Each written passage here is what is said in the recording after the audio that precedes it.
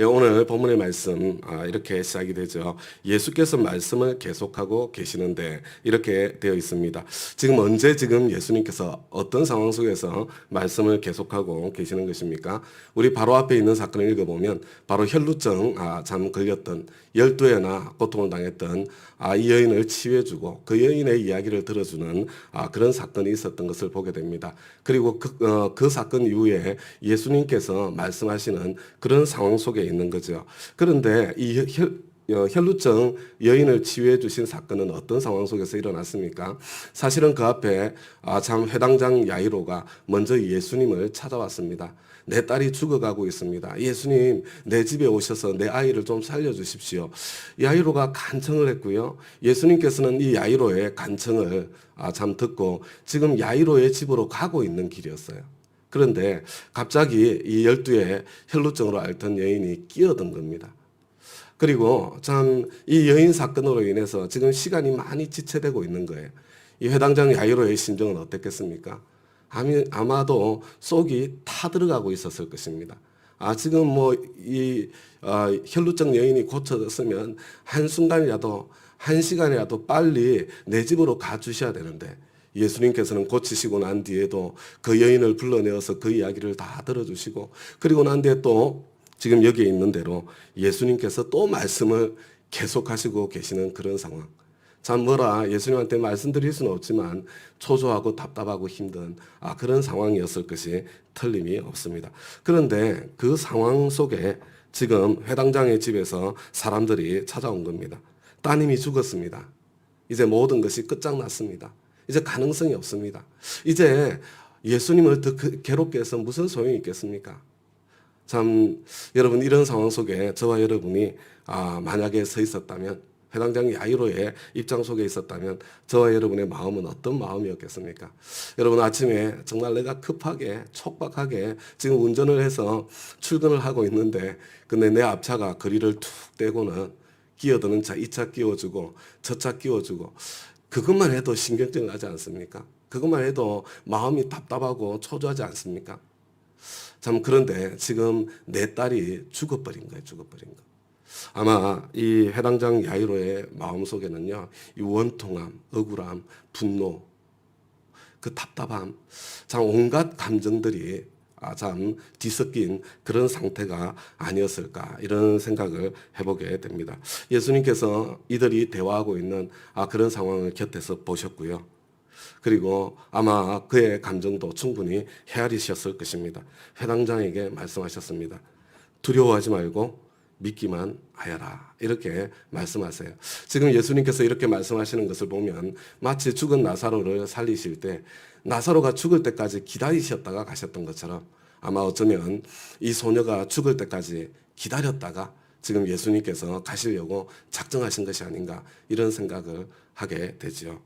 저와 여러분, 내가 정말 초조하고 급한 마음으로 참 이렇게 예수님께 매달리고 있는데 일이 내 뜻대로 되지 않고 오히려 여러 가지 다른 방해들이 생겨서 마치 모든 것이 끝장난 것처럼 이렇게 절망의 상황 속에 저와 여러분이 들어갈 때가 있습니다. 그러나 그때는 참 하나님께서 지금 타이밍을 조절하고 계시구나. 그게 잘 되지 않겠지만 그렇게 좀 생각하고 받아들일 수 있었으면 좋겠다. 그런 생각을 하게 되죠. 두려워하지 말고 끝장나지 않았다. 네 감정에 휘둘리지 마라. 그리고 믿기만 하여라. 나를 믿어다오. 사실은 이 믿음이라는 게요. 이게 내가 믿고 싶다고 믿는 게 아니잖아요. 믿음도 솟아나고 불신도 솟아나지 않던가요? 그죠? 사실은 저와 여러분이 선택하는 건요.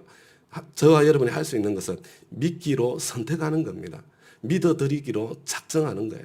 내 눈에 보이는 상황은 도저히 안 될 것처럼 절망적인 그런 상황 속에 있지만 나는 이 상황 속에서 예수님께서 일하실 수 있다. 하나님께서 일하실 수 있다. 그것을 믿어드리는 거죠. 믿기만 하여라. 그렇게 예수님께서 당부하십니다.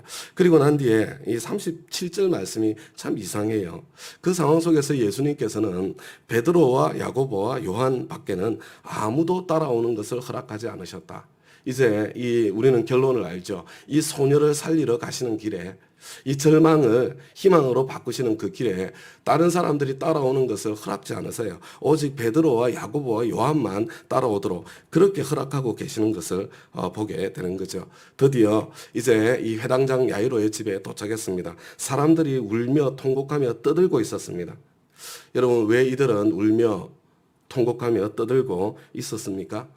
여러분, 이들은 자기 눈앞에, 그러니까 있잖아요. 모든 이 감정이, 격렬한 감정이 지금 나타나고 있는 거죠. 예수님께서 어찌하여 떠들며 울고 있느냐? 그 아이는 죽은 것이 아니라 자고 있다. 그죠? 뭐냐면 지금 아이가 숨 쉬고 있지 않는 그 상황. 뭐 다 사람들이 어떻게 해석을 하겠어요? 죽은 거지. 죽었다. 끝장났다. 이제 희망이 없다. 여러분, 이게 뒤로 해석이 이어지는 거잖아요. 우리의 감정은 그냥 나오는 게 아니에요. 우리의 감정이 즉각적으로 솟아나는 것처럼 보이지만 저와 여러분의 감정 이면에는요, 사건에 대한 해석이 이미 들어가 있는 거예요. 고정관념으로 내 눈앞에 펼쳐진 것을 그냥 바로 해석한 거죠. 죽었어? 끝난 거야. 이제 희망이 없는 거지. 그러니까 거기에서 울며 떠들며 그냥 통곡하며 그런 감정에 막 이렇게 격정이 솟아나고 있는 거죠. 예수님께서 아니다. 이것은 자고 있는 거다. 인간의 눈으로 보면 이것은 죽은 것이지만 하나님의 눈으로 보면 이것은 자고 있는 것이다. 여러분, 우리 모든 있잖아요. 모든 죽음. 우리 참 이 세상의 죽음. 우리가 얼마 전에도 장례를 치렀는데요. 그죠? 세상의 눈으로 보면 끝장난 겁니다. 그러나 우리 하나님의 눈으로, 예수님의 눈으로 보면 지금 자고 있는 것입니다. 그들이 예수님을 비웃었습니다. 그렇지만 여기도 또 재밌어요. 그러나 예수께서는 그들을 다 내보내신 뒤에 제자들 가운데에도 베드로, 요한, 야고보만 데려오시고 그리고 지금 울며 떠들고 있는 이 사람들 다 내보내신 다음에 아이의 부모와 일행을 데리고 아이가 있는 곳으로 들어가셨다. 제가 생각하기에 이 야이로는 참 대단한 사람이 아니었던가 이렇게 한편으로 생각이 되어집니다. 그리고 난 뒤에 41절을 보니까요. 그리고 아이의 손을 잡으시고서 말씀하셨다. 달리다굼. 옛날에 우리 달리다굼 노래도 있었는데 옛날 노래지만 찬양이지만 또 한번 해보았으면 좋겠다 그런 생각이 드네요. 근데 지금 하자는 이야기는 아니고요. 이번 주에 달리다굼 노래를 찾아서 좀 불러봐야 될 것 같아요.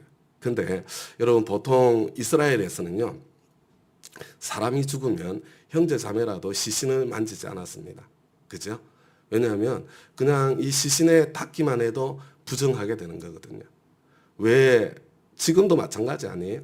지금도 참 세상 떠나시고 나면, 호흡이 끊어지고 나면 가족이어도 그 시신을 만지기를 두려워하는 것을 보게 되죠. 장례식장 가면 입관을 하고 나면 만지지도 않았는데 다 반드시 손을 꼭 씻으십시오. 이렇게 당부를 하는 걸 보게 돼요. 왜 그래요?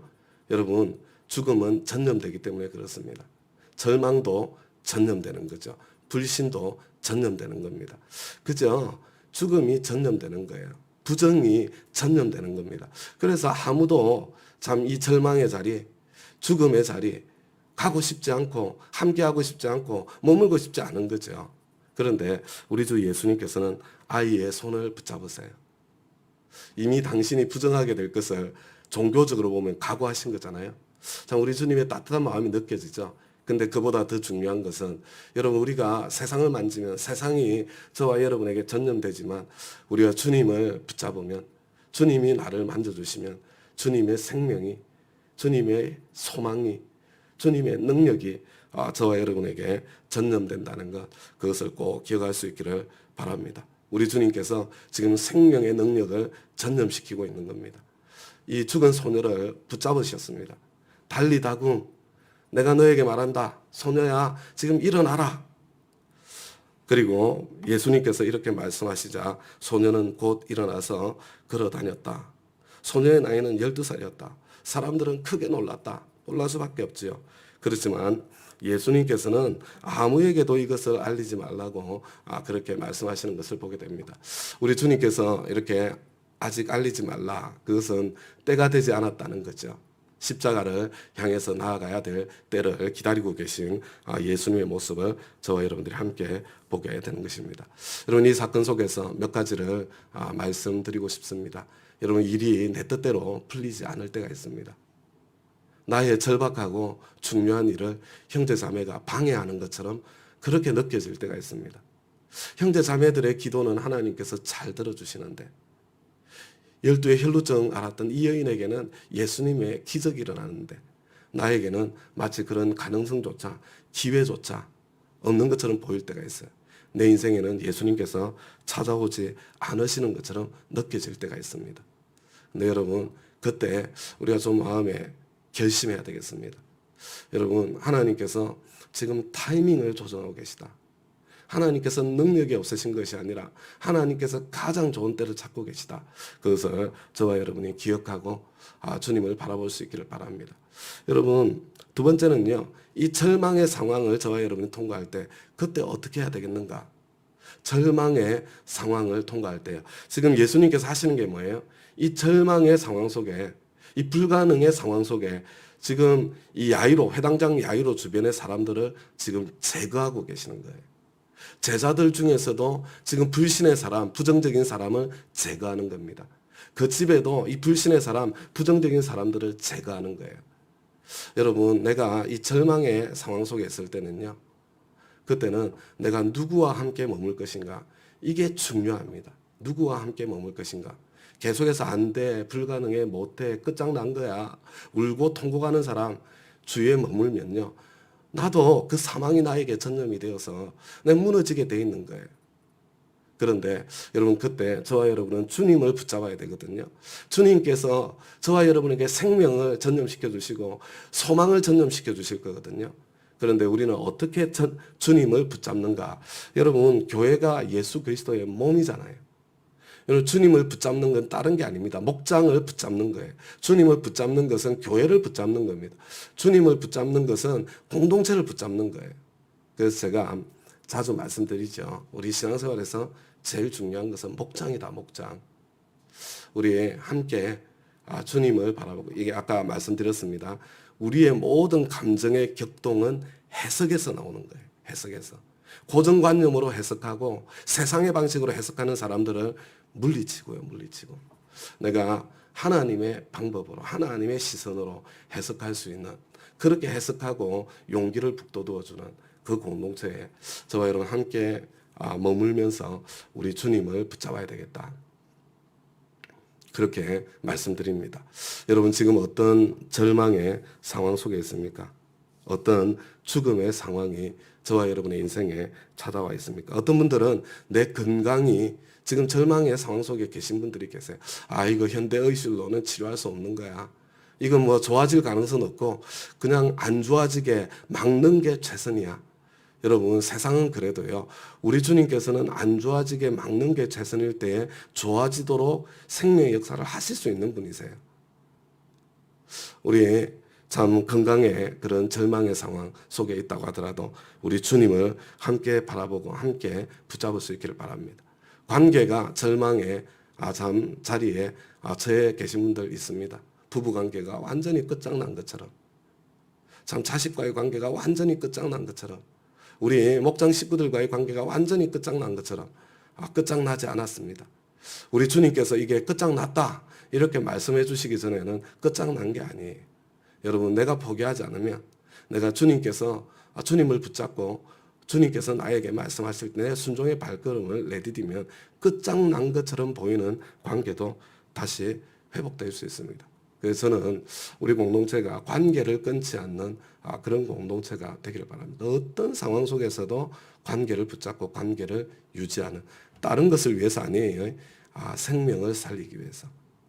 우리 끝장나지 않았습니다. 내 사업이 아니면 내가 하고 있는 사역이, 내 프로젝트가 끝장난 것처럼 보이는 그런 상황도 있을 수 있습니다. 그러나 우리 하나님을 바라보고 하나님을 붙잡을 수 있기를 바랍니다. 주님께서 야, 이제 끝났다, 다른 뭐 일을 찾아보아라, 그게 아니면 여러분 죽기 살기로 버티고 있는 겁니다. 그 자리에서 버티는 거예요. 그리고 우리 믿음의 공동체에서 서로 격려하며 한 걸음 한 걸음 더 나아가 보는 것입니다. 우리 자녀들도 마찬가지입니다. 끝장나지 않았습니다. 우리 믿음의 자녀들, 기도의 자녀들 절대로 망하는 법이 없습니다. 하나님께서 그 지평을 넓혀주시고 때로 방황의 자리, 때로 참 힘든 그런 참 마음이 아픈 그런 자리에 머물고 있다고 하더라도 그냥 하나님께서 넓혀주시는 그런 자리입니다. 그냥 그렇게 하나님을 믿어드리시고 내가 내 감정에 휩싸여서 잘못된 해석으로 그렇게 요동치지 않도록 냉정하게 그럴 때일수록 하나님만 바라보고 믿음의 말을 외치고 선포할 수 있는 그런 저와 여러분이 다 될 수 있으시기를 우리 주님의 이름으로 부탁드립니다. 저와 여러분의 모든 절망의 죽음의 자리마다 우리 주님께서 달리 다구음 이렇게 말씀해 주시기를 축복합니다. 우리 주님께서 그렇게 말씀해 주실 것입니다. 하나님 아버지 주님 은혜에 너무나 감사합니다. 월요일 새벽을 시작하면서 하나님 나라가 이미 임했음을 보게 하시니 감사합니다. 예수님께서 계신 그 자리에 사망조차도 예수님의 그 명령에 굴복하고 순종하는 것을 보게 됩니다. 하나님께서 통치하시는 그 세계에 저희들이 살고 있어서 주님 앞에 너무나 감사를 드립니다. 세상은 하나님의 왕국, 하나님의 나라를 보지 못한다고 하더라도 저희들은 예수 그리스도를 바라보고 하나님의 왕국을 살 수 있도록 세상과 똑같이 해석하며 감정에 요동치는 그런 삶을 사는 것이 아니라 주님의 눈으로 상황을 바라보며 믿음과 소망 가운데 참 또 사랑으로 한 발자국 한 발자국 견디며 이기며 승리하며 나아가는 참 달리다고 말씀해 주시는 주님의 음성이 저희들의 인생 가운데 나타날 뿐만 아니라 저희들을 통해서 죽음과 절망의 자리에 있는 사람들에게 달리 다구음이라고 말씀하시는 주님의 음성이 선포되어지고 들려지는 그런 저희들의 인생길 되도록 이번 한 주간 되도록 오늘 되도록 주님께서 역사해 주시고 축복해 주시기를 간절히 구하고 소원합니다. 주님께 감사드리며 예수님 이름으로 기도드리나이다. 아멘.